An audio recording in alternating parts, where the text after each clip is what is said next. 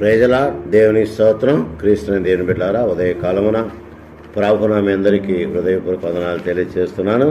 ఉదయకాలమున ప్రభువుతో ప్రతిదినం అరుణోదయ దర్శనం, అనుదిన ఆశీర్వాదాలు, అనుదిన కృపావరాలు పొందుటకు దేవుడు మనకిచ్చిన వాగ్దానం బట్టి దేవునికి వందనాలు చెల్లిస్తున్నాం.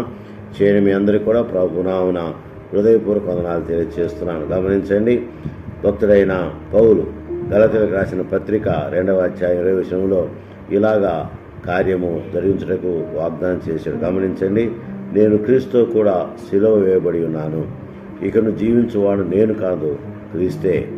దేవుని బిడ్డలారా, గమనించండి, పౌలు భక్తుడు చెప్పిన మాట మనం జ్ఞాపకం చేసుకుంటే, ఈ సిలువ శ్రమల పర్వకాలములో మనము క్రీస్తుతో కూడా సిలువ వేయబడాలి.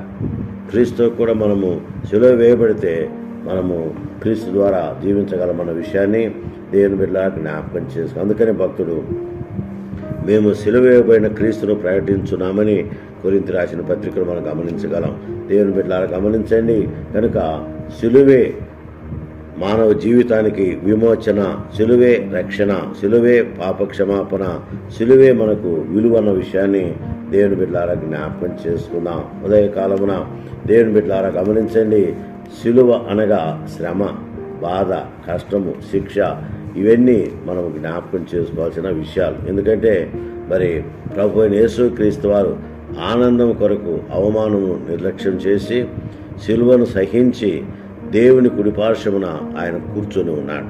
నిజమే దేవుని బిడ్డలారా, గమనించండి, మనందరి కోసం ఆయన సిలువలో బలియాగముగా మరణించినట్లుగా చూస్తున్నాం.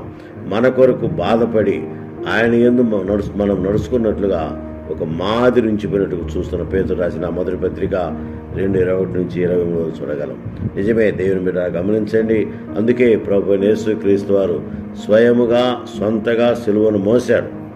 ఆయన శ్రమలలో, బాధల్లో, కష్టాల్లో, ఇరుకుల్లో, ఇబ్బందుల్లో, శ్రమలలో ఆయన సిలువను మోసినట్లుగా దేవుని బిడ్డ జ్ఞాపకం చేసుకుందాం. సిలువలో విలువ ఉన్నది, సిలువలో త్యాగం ఉన్నది, సిలువలో పాప క్షమాపణ ఉంది, సిలువలో పాపికి రక్షణ, విమోచన ఉన్నట్లుగా దేవుని బిడ్డలారా జ్ఞాపకం చేసుకుందాం. అందుకనే సిలువను గురించిన వార్త నశించున్న వారికి, రక్షింపబడుతున్న వారికి దేవుని శక్తిని చూస్తున్నాం. నిజమే, సిలువను గురించిన వార్త నశించున్న వారికి వెరితనం, కానీ రక్షించబడుతున్న మనకు దేవుని శక్తిని దేవుని బిడ్డలారా జ్ఞాపకం చేసుకున్నాం. నిజమే దేవుని బిడ్డలారా, గమనించండి, సిలువలో ప్రభువైన యేసుక్రీస్తు వారు మనందరి కోసం ఆయన త్యాగం చేశాడు. ఏంటి ఆ త్యాగం?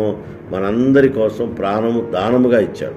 ప్రాణం ఎవరు ఇవ్వలేదు, ఎందుకంటే ప్రాణమే మరి మానవునికి ఒక శ్రేష్టమైనటువంటి ధన్యతని దేవుని బిడ్డలారా జ్ఞాపకం చేస్తుంది. కాబట్టి ప్రభువైన యేసుక్రీస్తు వారు మనందరి కోసం, నీ కోసం, నా కోసం, మనందరి కోసం ఆయన సిలువలో బలియాగముగా, బలిదానముగా, యజ్ఞప్రశువుగా, యజ్ఞక్రతువుగా, బలి యాగమై, యజ్ఞమై ఆయన మరణించినట్లుగా దేవుని బిడ్డలారా జ్ఞాపకం చేసుకుంది. అందుకని అంటారు, తన సిలువను ఎత్తుకొని నన్ను వెంబడింపని వాడు నా వాడు కాదు, నాకు పాత్రుడు కాదని మత్తయి 10:33 భక్తులు తెలియజేస్తుంది. నిజమే దేవుని బిడ్డలారా, గమనించండి, ఆయనలో మనము సిలువ వేయబడాలి అంటే ఆయన యందు స్థిరమైన బలమైన నమ్మికలి ఉంచాలని దేవుని బిడ్డలారా జ్ఞాపకం చేసుకుందాం. అందుకని ఎవడైనాను తన సిలువను ఎత్తుకొని లేక మోసుకున్న వెంబడించిన వాడు నా శిష్యుడు కాడు అంటున్నాడు. కనుక సిలువలో పాప క్షమాపణ, సిలువలో విలువ, సిలువలో త్యాగం, సిలువలో కార్యం,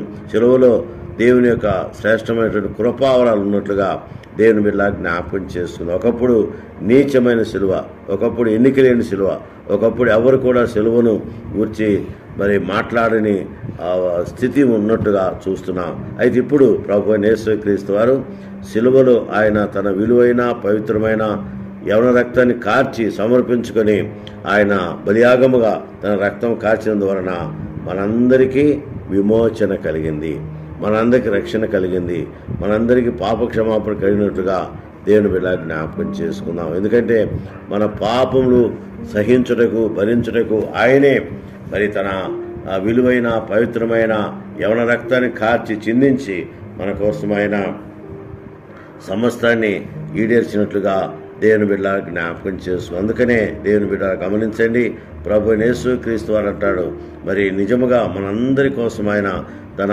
ప్రాణాన్ని కార్చినట్లుగా దేవుని బిడ్డ జ్ఞాపకం చేసుకుందాం. సిలువలో తండ్రి వీరేమి చేస్తున్నారో వీరెరుగురు గనక వీరిని క్షమించమని ప్రభువారు చెప్పిన మాట మనం జ్ఞాపకం చేసుకుంటే ఆయన నిజముగా నిన్ను నన్ను ఆదరించే దేవుడు, కరుణించే దేవుడు, కాపాడే దేవుడు, బలపరిచే దేవుడు అన్న విషయాన్ని దేవుని బిడ్డ జ్ఞాపకం చేసు. అందుకనే భక్తుని పౌలు అంటాడు కదా, నాకు లోకముకు నేను సిలువ వేయబడి ఉన్నాను, సిలువ యందు తప్ప మరి దేని యందు నేను అతిశయించుట నాకు దూరమవును కాక అంటాడు. నిజమే దేవుని బిడ్డలారా గమనించండి, సిలువలో త్యాగం ఉంది, సిలువలో విలువ ఉన్నదన్న విషయాన్ని దేవుని బిడ్డలారా జ్ఞాపకం చేసుకుందాం. కాబట్టి ఆయనతో మాట్లాడడం సిలువ వేయబడాలి. శ్రమలలో, బాధల్లో, కష్టాల్లో, ఇరుకుల్లో, ఇబ్బందుల్లో అన్నిటి యందు ఆయన యందు మనము స్థిరంగా బలంగా ఉండాలని దేవుని బిడ్డలారా జ్ఞాపకం చేసుకుందాం. అందుకనే సిలువ విలువైనది, సిలువ త్యాగపూరితమైనది, సిలువలో మనము బలియాగముగా మరణించవలసిందన్న విషయాన్ని దేవుని బిడ్డలారా జ్ఞాపకం చేసుకుందాం.